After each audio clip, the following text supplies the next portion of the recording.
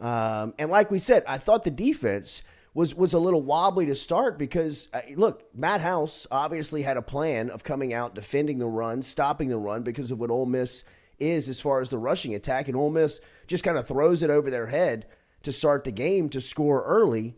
And you're wondering how LSU is going to bounce back. Now, they have been in this situation time and again here leading up to Saturday, and they've, really responded each time. They've played incredible in the second half, and once again, they dominated the last 30 minutes, last 24 minutes of the game.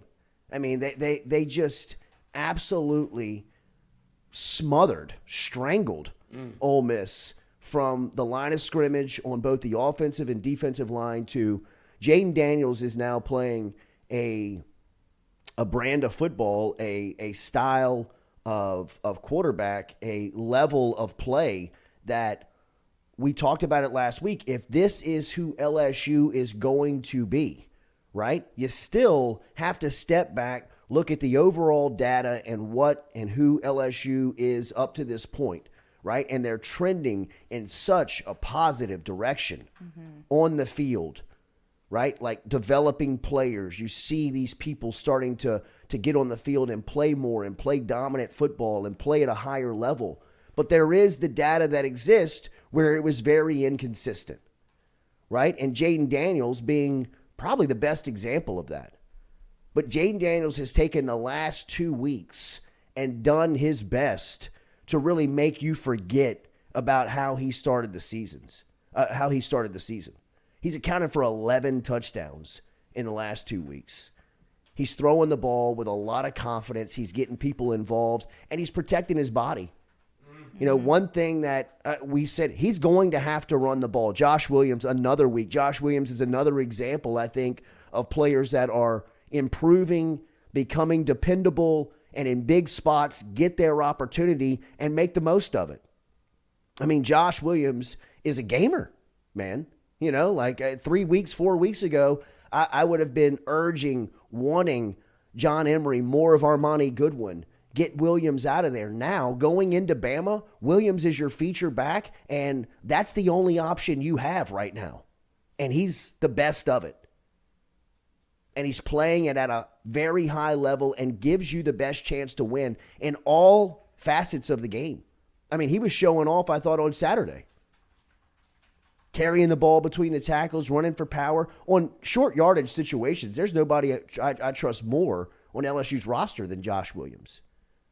Always falling forward, always getting and moving the pile, always getting positive yardage. A guy at that position that LSU's been wanting to step up, and here he is going into the bye week with, he's got the title. He's RB1. But LSU's offense finished with 500 total yards on Saturday. They rushed for 252 yards and finished with 35 first downs.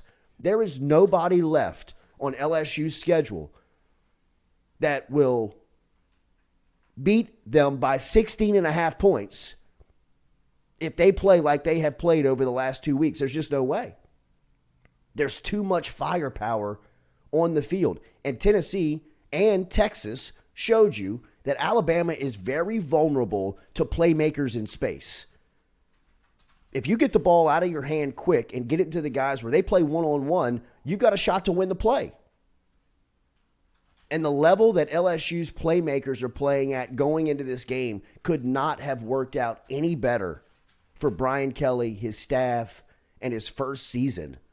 I mean, LSU's in first place in the SEC West in the 9th week of the season. Going into the Alabama game, they are tied for first place in the West with the Tide. If they win... Can't think about it. Really. Go there with me real quick. Let's do it. It can only get so hard. Let's do it. If they win next Saturday, you're booking your hotel room and flights to Atlanta. They're going to the SEC championship game in year one. A lot of time to get there. We could talk all about it, but that's where LSU is sitting right now on the ledger line when you look at the standings of the SEC in the football race in the 9th week of the year. I think they can do it. Hell yeah, they really can do it, do. man. I really do. I think they can do it too. And we'll get there. But they're going to spot you 16.5 points. I mean, it's crazy to see that number and how it started. Jaden Daniels became the all-time leading rusher as far as quarterbacks go on the ground. He has 9 rushing touchdowns. He walked into the end zone a couple of times on Saturday. He looked faster than everybody out there. Look, I think this was a combination of Ole Miss being a little overrated. A little. But LSU catching them at the right time and riding the momentum and confidence that they were taking away from the Swamp into that game and just imposing. They go to LSU, wakes up here after being unranked on Saturday as the number 20 team in the country according to the coaches poll and number 18 number 18 in the AP. I mean, they're a top 20 team. I feel like Ole Miss should have fallen farther down. Well, that's what I was Where gonna are say. they? 15, right? Wouldn't you expect 50? LSU to be ranked higher than Ole Yeah, Miss at this point I after would. what you just saw? And whatever, if you rewind all the way back to the beginning of the show, if LSU started off the way that they did, where they get down 17-3, you're like, this is exactly what you can't do against an Ole Miss and Lane Kiffin team because he wants to go for the jugular. But you started to feel kind of the momentum change even after LSU missed the field goal. Started off the offsides on the first kickoff. Yeah, we know that. Missed a field goal. It's okay. Danny Ramos, not your fault. Football is life. But to be able to overcome some of those things and then see LSU, once they settled in and once they got Harold Perkins in the game, you could see that Lane was looking for something. He was itching for, oh no, it's happening. Like you could feel the momentum turn in the stadium, even though LSU has started off down 17 against Auburn, started off down 17 against Mississippi State, Look what happened. started off down essentially 17 versus Ole Miss, Yeah. and then It's they're weird, still in right? the. You never feel like it never feels like it's out of reach, you know. But obviously, we're going to do the same trope again.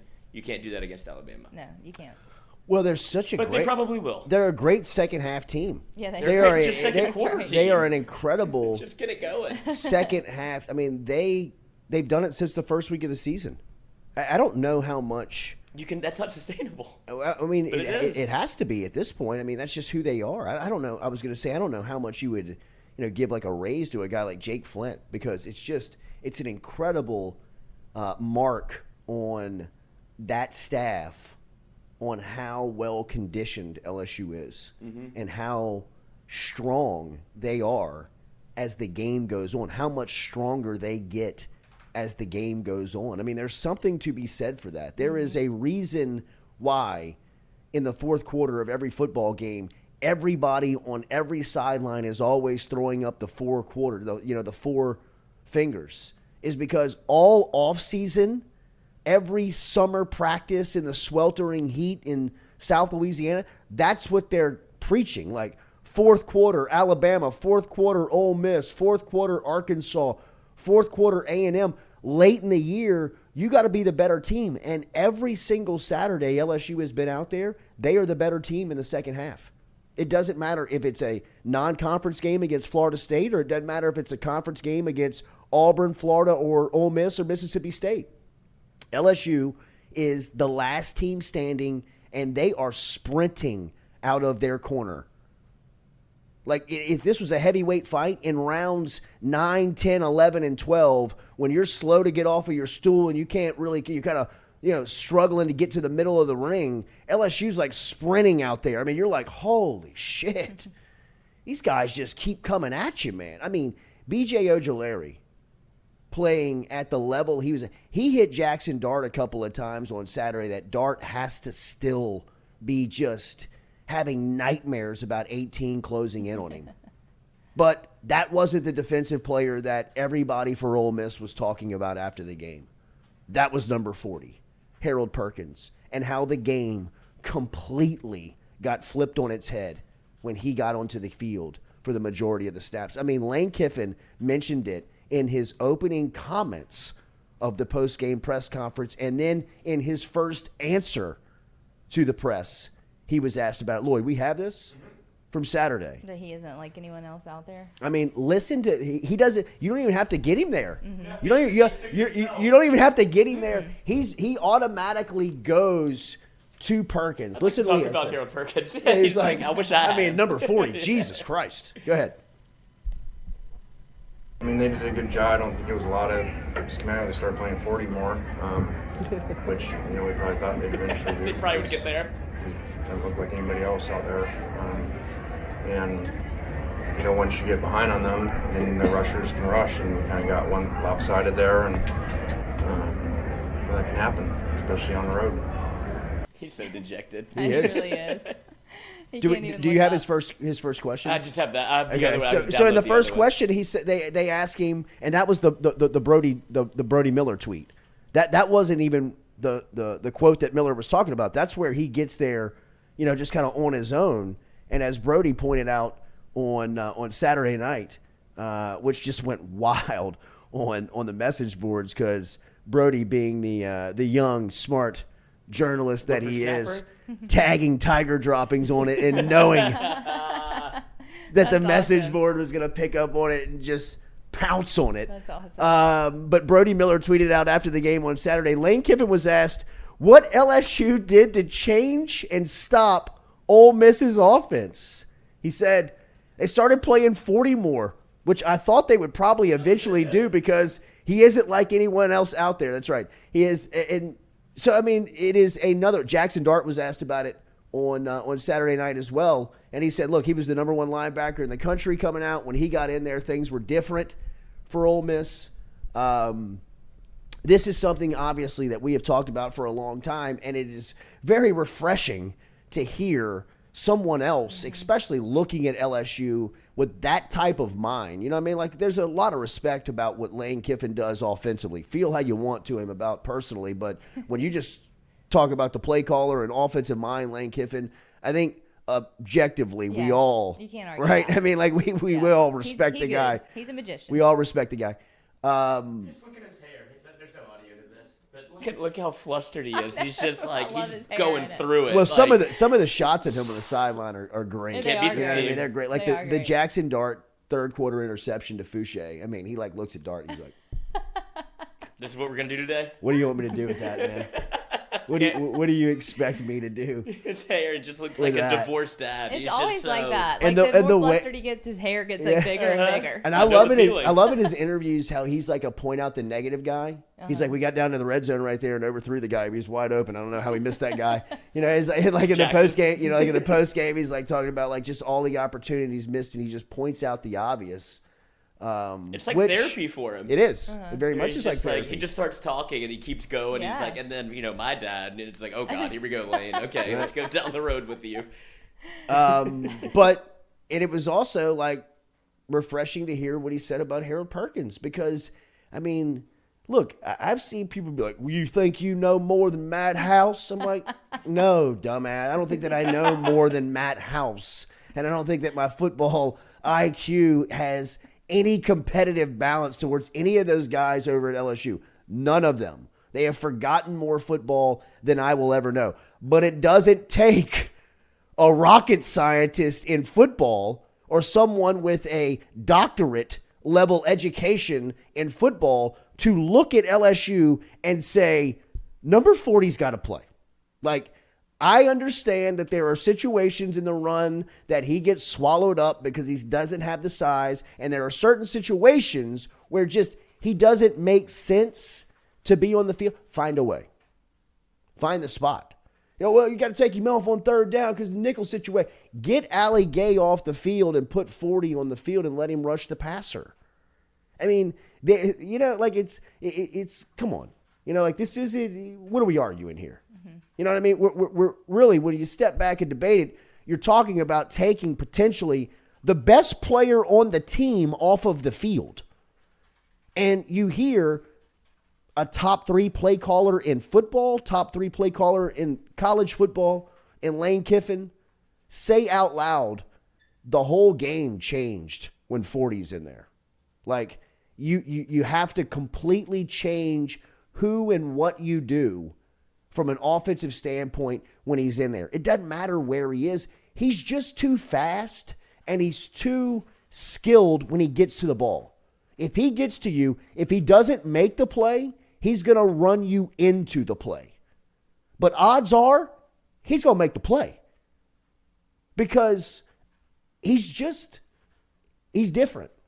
And when you're different at that level of an SEC Western Division team, and especially of the caliber of LSU that puts out free, you heard Lane Kiffin said it all week in the buildup, and he probably said it 20 times in the postgame. They've got good players. I've been telling you all week, they've got good players. They've got good players. You know, we're coming down to Baton Rouge. They've got good players. We got to be ready to play. They got good players. You know what I mean? Like, he kept saying over and over and over again, it doesn't matter how long the coach has been there. It doesn't matter that it's a new regime. It doesn't matter that there was turnover everywhere. They've got good players. And one that stands out in a really solid locker room is 40. And that's why he has to play. He played 6 plays in the first half. He played the entire second half. And my favorite clip of the moment, I went back and watched the television copy, is when Perkins gets the personal foul, which is a total BS call. Like, that looks like that's a call that should be made on a Sunday intramural Little League football. They were talking. If you threw a flag every time they talk shit on an SEC football field, you would call a flag. You would call a penalty every play. Nobody threw a punch. Nobody made a gesture. Nobody pushed anybody. They were just sitting there jawing. And this guy, like, oh, he must have had his feelings hurt and threw the flag. I would never say that to someone. After the offensive lineman tried to gouge Harold Perkins' eyes out, you can catch it. He's trying to shove his eyes in there. And then when Perkins is down on the ground, he gets up off of his head. Like, the CBS camera catches it as darts on the ground. He gets up off of his head, like, pushes Perkins' head into the ground, and Perkins, like, gets up, and he's like, you know, I mean, who knows what he's saying? You know, I mean, he's talking some shit back and forth, and the guy throws the flag, and Kelly brings him over. This is my favorite television moment of the game, is that Kelly brings him over, and you can see there's a first, like, 10 seconds of Coach, like, what the bleep are you doing? You know, I mean, he's, like, kind of giving it to him. You know, like, you got to keep your head. You got to keep it cool. And Perkins is, like, explaining to him how crazy of a situation as it was. You know what I mean? Like, he's got his hands in the air, and he's like, you know, like, kind of bobbing his head, and Kelly's kind of, like, listening to him. And Kelly, who has the reputation, right, of kind of being an ass, you know, a dick on the sidelines, you can see that he's kind of red-faced looking at him, and he's like, well, now you got to get back in the game. I need you. Yeah, right. Which I was kind of like, I was like, Kelly, come here. She was like, what? I think they're going to play him all the time now. I was like, if he's not taking him out right now, he's never going to take him out, right? And she's like, who? And I'm like, Harold Perkins. My other son. I mean, what do you mean, who? My crush. Yes. My guy. He's never coming out of the game now, right? She's like, I guess. I mean, good God. I'm going back to bed. You know you have a real son. Yeah, I mean, but it was just, it was so maddening to see, like, him not be on the field and just how much of a difference he makes when he's on the field. And it's not just him that makes the plays when he's out there. Like I said, if you watch the film, if he doesn't make the play, he runs you back into the. And look, there are some times too where he gets lit up.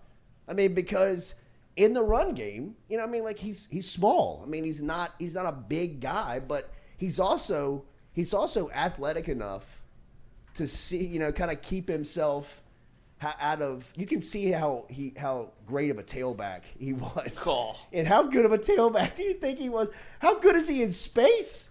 I mean, if you just give him these little short windows, these little windows, he dances in and out of these offensive linemen and running backs and rarely gets touched.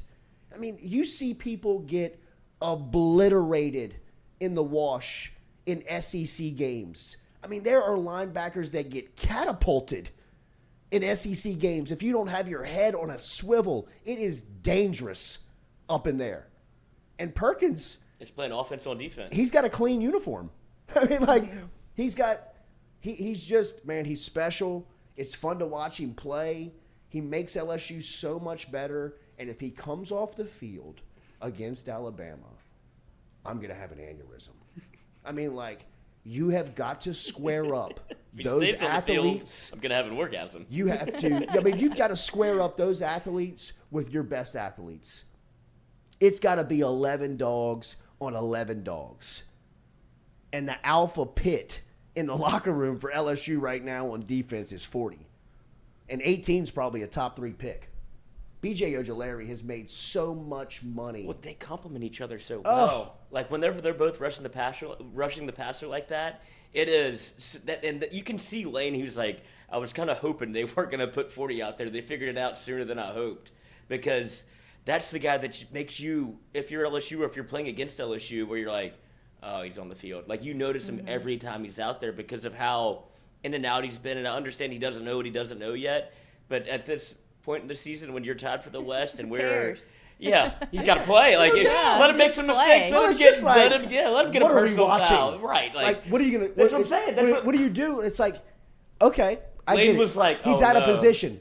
Who do cares? you want to put in? Yeah. Exactly. Wes Weeks again? Who do you want to put in? Love It's the like, guy. But what do you lose? And right, exactly. Solid player, not out of position, will make 6 out of 10 plays. I'm going to go with the guy that may not know the assignment clearly, but 8 out of 10, 9 out of 10, he's going to make the play. Yes. What do you have to lose? You know what I like mean? said. Just why not? I'm telling you, he's Goodwill Hunting. this Let him go take the test he for is you. this close from a scoop.